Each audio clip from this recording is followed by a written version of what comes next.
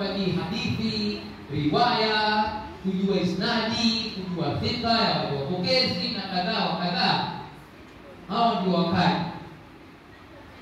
Lakini sasa wakasahau mafukaha, wao ndio wanawapa hukumu za hizo hadithi, kwa sababu matamshi yalikuwa pale, matumizi ya lugha pale ilitumika pale.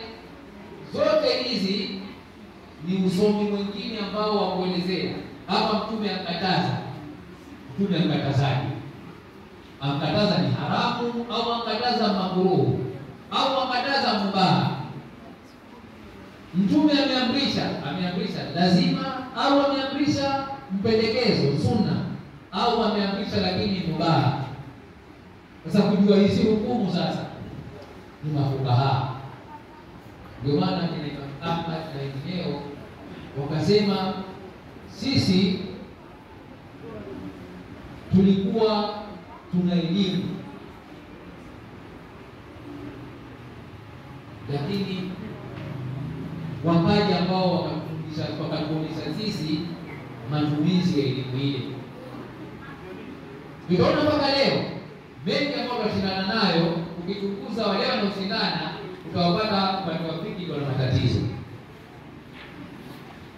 kwa sababu hadithi atakayotolewa hukumu ndio Mtume akataza ni haramu. Ndio hadithi yako ukatoa sawa, Mtume akataza, lakini bado haijafikisha kataza kule ikatoa hukumu.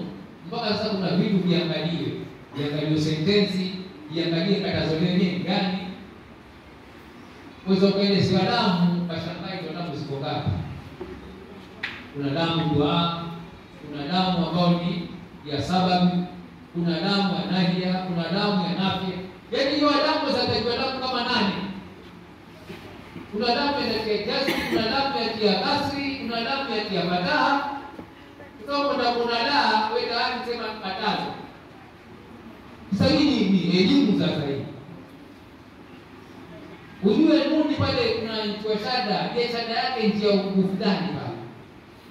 Sentensi yenyewe na lilokumbele kaloamrishwa. Sentensi yenyewe afikisha kuonesha hili lazima. Na pia kuna hadithi nyingine au aya yenye kutia nguvu ili iwe lazima au ni haramu. Zote hizi sasa ni elimu nyingine.